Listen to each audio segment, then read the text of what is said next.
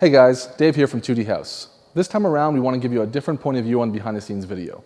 Normally you get things like camera settings and light placements, and that's great, but there's often a lot more that goes into a photo shoot as well. So we want to give you everything from the original concept to retouching the final image and everything in between.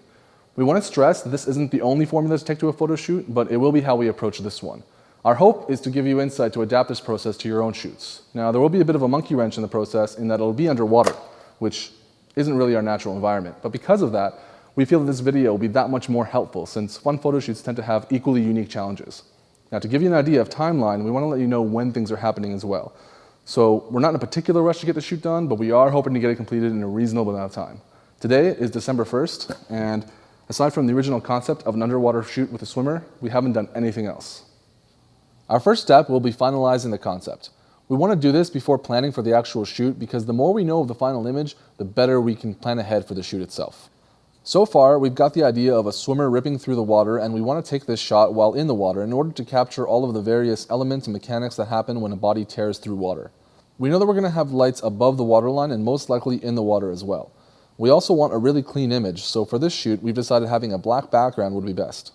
So the first part of the planning process from here on will be to find a pool. We don't exactly have one in studio, so we're going to have to find a location that we can borrow and use.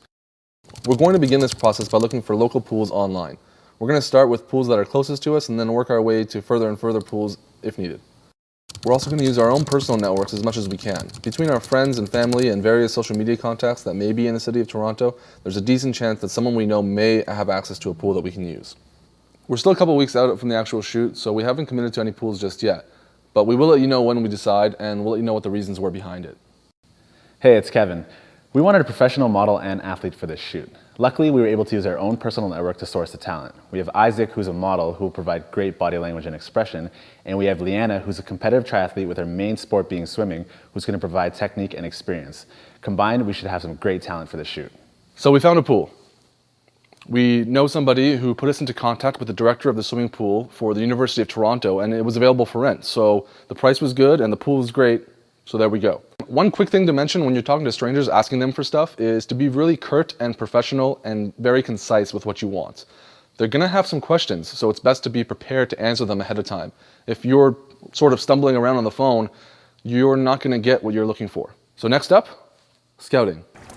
So it's December 15th, and we're here at the University of Toronto Mississauga pool, and it's a great pool, and we're just starting out our scouting today. On the day of the shoot, we only have the pool for about 4 hours, so it's important that we come out early and scout just to make sure we're familiar with the layout and how all the lights are going to perform. Even things like where electrical plugs are really help us out on the day of the shoot to minimize the amount of time it takes for setup. Using our intern Paul as a model, we test out all of our light settings and camera placements. We did run into some issues, so we're going to head back to the studio and finish prep. Now that we're back from scouting, we're ready to prepare for our actual shoots. Now, besides the basic things like lenses, cameras, lights, batteries, memory cards, tripods, there's a lot of other things to consider for location shoots. Things that you normally wouldn't consider when you're shooting in studio. So before we call ourselves ready to go, we have a list of 7 things to consider before we deem ourselves prepared. Number 1 is temperature, humidity, and environment.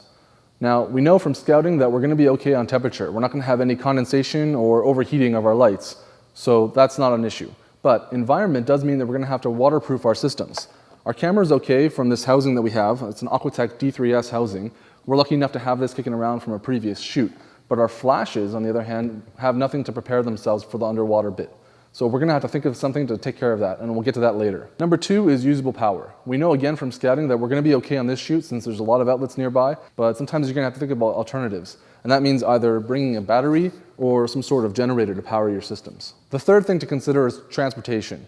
Now, in our case, we know that we have access to the pool with a car pretty close by, so we're going to be able to bring as much gear as we want. But sometimes we're not going to be as lucky, and we might have to pack pretty light. And that's the difference between packing a bag like this or packing a bag like this. The fourth thing to consider is food and water. If you're on set for a long period of time, you're going to have to make sure that everybody on set, your talent and your assistants and yourself, are all maintaining their hydration and also eating when necessary. The fifth thing is going to be communication. Whether it's between you and your talent or your assistants, it's really vital that you're able to communicate with everybody on set. So things like a cell phone or walkie-talkies can be pretty ideal. The sixth thing to consider is any applicable documentation. Things like model releases, property releases, insurance, and any applicable permits. These are all necessary, and in this case we know we're going to need property and model releases as well as liability insurance in the sum of $2 million, which we're actually covered for under our normal policy, so we're okay, but it's something to consider. The last thing we like to plan is a shot list, and this might seem really simple, but it's really critical to have a shot list in mind at the start of the day. You want to plan the entire day and allot time for each shot so you don't go overboard on anything. It's also wise to keep a bit of a buffer zone in there because things rarely go according to plan. These are all things we consider on every photo shoot. They might not all factor in every time, but overlooking any one of them can mean no shooting. Another thing to consider about our camera kit is that it's quite buoyant, and that's a bit of an issue when submerged. It's kind of difficult to aim at our subjects. If I was wearing something that weighed me down, like scuba gear, that wouldn't be an issue. So in this case, we're gonna have to think of a way to tether my body down just to make sure that I have proper control over the camera. Lastly, back to those flashes. We don't have time to order any kits, and to be honest, they're quite expensive as well. So we're going to try and work out our own system for waterproofing these things. Our solution is going to be vacuum sealing them, and it's not really the safest thing, and it's kind of a bit scary to try, but we are testing this as much as possible. And while I am willing to put my own flashes in a vacuum bag, I don't want to recommend that you guys do this too. So that's all for prep. In a couple of days, we shoot. So we're back at the University of Toronto Mississauga swimming pool, and now we're ready to shoot. The first thing we notice though is these diving blocks. We quickly think to ourselves, maybe we have an opportunity to get a quick shot under our belts before getting into the water. So we start setting up. The first thing we do is we set up a 3x4 softbox powered by a Profoto 8A Air at full power. That's 2400 watt seconds. It's about 12 feet in front of our talent and aimed directly at them. Behind our talent is 3 SB900s. The first two are acting as a fill light and aimed at our talent's upper body and lower body and are at full and half power respectively. The third SB900 is acting as a kicker and is at full power. Across the pool is a Nikon D3S with a 70-200 at f/22 on it. The camera shutter speed is at 1/250th of a second, and the ISO is at 1.0, which is the equivalent of ISO 100. We're triggering our lights with the Photix Strato 2, and all in all, this unexpected shot didn't take too much time out of our day and ended up being pretty decent as well. Now, onto the much more complicated underwater bit. The first thing we had to do was set up our background. After dropping the fabric in the water, we noticed that it floated, so we ended up having to drown it using some weights. Next, we had to get our lights to trigger. Something important to remember is that radio triggers will not work underwater. This usually means you need a hard line from your camera to your lights, but we weren't able to pick up Aquatek's attachment for that, although they do make one because of time restraints. Luckily, I guess that the radio transmitter will work over a distance of a couple of inches. So we decided to use a dedicated flash that I'd hold in the water next to the camera to trigger the flashes above the water, which would then trigger the flashes back into the water. Another lucky note is that we managed to jam our Photix Strato 2 transmitter into the Aquatek kit by removing the battery door on the D3S and just squeezing the transmitter into the space it left. This is actually why we're using the Photix, because our usual pocket wizards wouldn't fit in that space. Although after using the Photix Strato 2, I am quite impressed with them. So to recap, we've got one flash being triggered by our transmitter, firing straight up from the camera. It's triggering a piggyback flash that we have on a boom overhead, which is then triggering our two heads powered by our 8A Air. These heads are then triggering another flash that we have being held in the water to camera right. So while we are using 5 flashes, this is really only a 3 light setup, and everything except for the first flash is just being triggered by the optical slave. We went pretty basic and just put parabolic reflectors on the 2 lights above the water.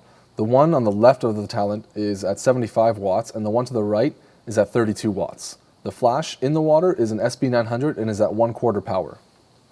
For all of our underwater shots, we use the Nikon D3S and the 24-70. The lens was at f8 and 24 millimeters. Our ISO was at 320th, and our exposure times were all at 1/200th of a second. It's the next day, and now that we're back at the studio, we can start uploading photos and making selections. Let's get to work. We start by uploading all of the images. One thing I'd like to mention is that we use a different directory for all of our masters. We download them all to our server, which automatically backs up everything using a RAID system. So as soon as we begin, we have backups of our images. After uploading the first card, we upload the other to the same project and begin making our selections. This process is fairly personal, and it really doesn't matter if you use Aperture or Lightroom. It's all to your own preference. But using the starring method to choose is definitely a must. Another thing I'd like to mention is that you may notice that our previews are all in black and white. That's because we set the camera's playback mode to black and white so that while we were viewing images live, we had a better idea of what we'd be getting. However, all the files are raw, so the colors are still intact. All in all, it's pretty simple. Once you've narrowed down your selections, you can choose to see only your top choices, and this part is done. Now that we've narrowed down the images, we can hand them over to Kevin and he can start doing his thing. I'm going to bring them into Photoshop and I'm going to guide you through the retouch process.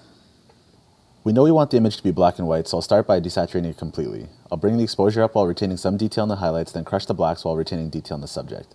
I then use a fill light to bring out the subject and recovery to bring down some of the highlights. I bump up the clarity here to bring out some definition on our subject. Then I'll use a tone curve to make minor adjustments. After bringing the image in, I crop it. Using the lasso, I make a selection of all the unwanted bubbles and fill it with black. I then use the burn tool to darken any areas around the bubbles and a dodge to lighten the bubbles themselves. I'll make a selection of the subject's body to get rid of all the sediments in the water. I use the dust and scratches filter until they're all gone. The filter doesn't do a good job in the shadows, so I will mask them and bring back the dark areas from the original image. Next, onto the cap and goggles. I use the patch tool in combination with the spot healing brush to clean it up. Then, I use the liquefy tool to warp the bone in his rib. Next, I will create a dodge and burn layer for more definition on our subject. Creating this new overlay layer with the neutral 50% gray allows me to paint in highlights and shadows without affecting the original image. Using a paintbrush of 15% opacity, I paint white for highlights and black for shadows, painting more on areas I want to enhance. Lastly, I will use the liquefy tool again to warp his bicep to get some extra shape. Here's a before and after of the retouch layers turned on and off. And now a comparison of the original to the final image. And that's how we retouch our images here. Hopefully you can apply some of the things you just saw to your images as well. So that's it. We hope you liked the video and you were able to learn something, and we'll see you next time.